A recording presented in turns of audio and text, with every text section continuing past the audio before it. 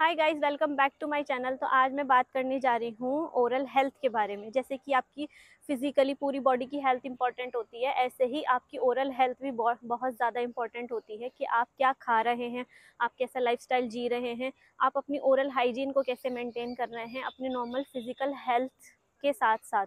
तो जैसे कि आपने देखा होगा कि मैं वुमेंस की स्पेशली एग्जांपल में बात करना चाहूँगी। वुमेंस में क्या है कि वो घर के कामों में, अपने लाइफस्टाइल में इतनी ज़्यादा बिजी रहती हैं कि वो अपनी ओरल हाइजीन को मेंटेन नहीं कर पाती। समटाइम्स बच्चों की ओरल हाइजीन को मेंटेन नहीं कर पाती। मैं आपको दिखाती हूँ, बच्चों में छोटे छोटे काले सफ़ेद धब्बे आपको मिलेंगे। छोटे 5 साल के बच्चों में, 4 साल के बच्चों में क्या होता है, मदर्स यूजुअली फीड करा के उनको सुला देती हैं और उनको पता भी नहीं होता है। बच्चों के दांतों में कैविटीज़ होती हैं ब्लैक ब्लैक, उन्हें पता भी नहीं होता कि वो कैविटीज़ हैं। उनके दिमाग में एक चीज़ रहती है कि नए दांत तो आ जाएंगे और पुराने दांत गिर जाएंगे। इस चक्कर में वो उनके डेसिडुअस जो कि दूध के दांत होते हैं उनका भी ट्रीटमेंट नहीं कराते हैं और उससे क्या होता है, बच्चे के परमानेंट दांतों में भी इन्फेक्शन हो जाता है। और फीमेल्स की खुद की ओरल हाइजीन भी इतनी पुअर होती है कि उनके दांतों में आप देखेंगे कि सीमेंट लाइक मटेरियल जमा हुआ मिलेगा, उनके मुंह से एक अलग ही फाउल स्मेल आ रही होगी। तो वो अपनी भी ओरल हाइजीन मेंटेन नहीं करती हैं और अपने हस्बैंड्स को भी इंकरेज नहीं करती हैं कि वो भी अपनी हाइजीन मेंटेन करें। जब आप अपनी ओरल हाइजीन पे ध्यान दोगे तभी आप अपनी ओवरऑल फिजिकल हेल्थ पे भी ध्यान दे पाओगे। क्योंकि हम थोड़े से टेस्ट के चक्कर में सोचते हैं कि ये खा लें वो खा लें और उससे हमारी ओवरऑल बॉडी हेल्थ पे बहुत ज़्यादा फ़र्क पड़ता है। तो हमारी ओरल हाइजीन उतनी ही इम्पॉर्टेंट है जितनी कि हमारी टोटल ओवरऑल हेल्थ इम्पॉर्टेंट है। तो ओरल हाइजीन मेंटेन करने के लिए जो है सबसे इम्पॉर्टेंट चीज़ होती है कि आप जैसे कुछ खा रहे हो तो बैक्टीरिया आपके मुंह में गया, एक हमारा हो गया, एक तो आपने खाना खाया और दूसरा उस पर बैक्टीरिया एक्ट करेगा।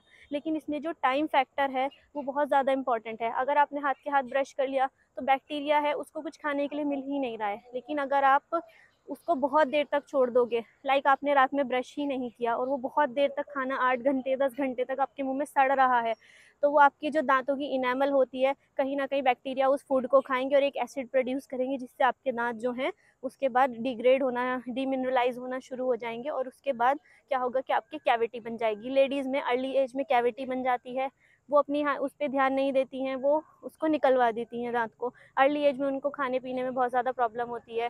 कहीं ना कहीं उनके दांत निकलने की वजह से उनका फेस जो है वो बूढ़ा लगने लगता है कंपैरेटिवली।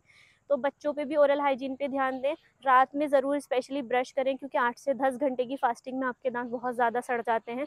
अगर आपने रात में ब्रश कर लिया है तो आइडियली ब्रश करने का तरीका है कि मॉर्निंग में आप उठें, सिर्फ कुल्ला करके अपना ब्रेकफास्ट करें और ब्रेकफास्ट करने के बाद आप अपना ब्रश करें, चाहे वो ऑफिस पर्सन हो, आपके हस्बैंड हो, वाइफ हो, बच्चे हों। और उसके बाद आप पूरे दिन अपना 8 से 10 घंटे में काम करेंगे या लंच करेंगे, लंच के बाद कुल्ला कर लें, फिर आप रात में ब्रश करें। सोचिए आपका मुंह कितना ज़्यादा सड़ेगा अगर आपने सुबह में ब्रश या फिर ब्रेकफास्ट कर लिया, फिर लंच कर लिया, फिर आपने मंचिंग की और आपने फिर रात में ब्रश भी नहीं किया, तो आपका दांत कितना ज़्यादा सड़ जाएगा। और स्पेशली बच्चों की ओरल हाइजीन जो है वो मदर को ही मेंटेन करनी होती है। जैसे कि छोटे बच्चों को मिल्क फीड कराने के बाद उनको छोटा सा कुल्ला कराना या फिंगर पे थोड़ा कपड़ा लेके उसको गीला करके उनका माउथ जो है साफ़ करना। इसका मतलब ये नहीं है आप उसके हलक के अंदर तक हिट कर दें और उसके अल्सर्स कर दें, नहीं, आपको सॉफ्ट कपड़ा लेना और उसको साफ़ करना है। और बच्चों की अगर दांतों पे आपको सफ़ेद या काले धब्बे दिख रहे हैं तो वो कैविटी है, उनको अर्ली स्टेज में ही फिल कराएं। और बच्चों की ओरल हाइजीन का भी ध्यान रखें। प्रेगनेंसी के बाद अपनी ओरल हाइजीन का भी ध्यान रखें। बहुत ज़्यादा कैलकुलस आपके मुंह में डिपॉजिट हो जाएगा, बहुत ज़्यादा बदबू आ रही होगी, कैविटीज़ हो रही होंगी, तो उनको अर्ली स्टेज में फिल कराएं। कैलकुलस और प्लाक जो गंदा जमा हो उसके लिए हर 6 महीने पे स्केलिंग कराएं। अगर आप 6 महीने पे नहीं करा सकते तो आप साल में स्केलिंग कराएं। और अपने हस्बैंड्स को भी एनकरेज करें क्योंकि वो भी काम के चक्कर में, करियर के चक्कर में ये सारी चीज़ों को अवॉइड करते हैं। तो वुमेन्स जो है स्पेशली अगर इस चीज़ में थोड़ा आगे आए, आगे बढ़ें, तो वो अपने बच्चों की, अपने हस्बैंड की और अपनी लाइफस्टाइल को मैनेज कर सकती हैं, अपनी हेल्थ पे ध्यान दे सकती हैं। आजकल diabetes, heart attack, lung disease और भी सो मैनी डिसीज़ बहुत ज़्यादा हो रही हैं, मतलब बहुत ही ज़्यादा अलग अलग तरह की बीमारियां हैं। तो ये हमारी फीमेल्स पे रिस्पॉन्सिबिलिटी आती है कि वो घर को इस तरह से चलाएं कि वो खुद की भी हेल्थ पे ध्यान दे पाएँ। बच्चों को शाम को वॉक पे ले जाएं, डिनर के बाद हस्बैंड के साथ थोड़ी देर वॉक पे जाएं, ये सारी चीज़ों का ध्यान रखें और अपनी हेल्थ बनाए रखें और हेल्दी रहें, हेल्दी खाएं। Thank you for watching, bye bye. Channel को सब्सक्राइब करें।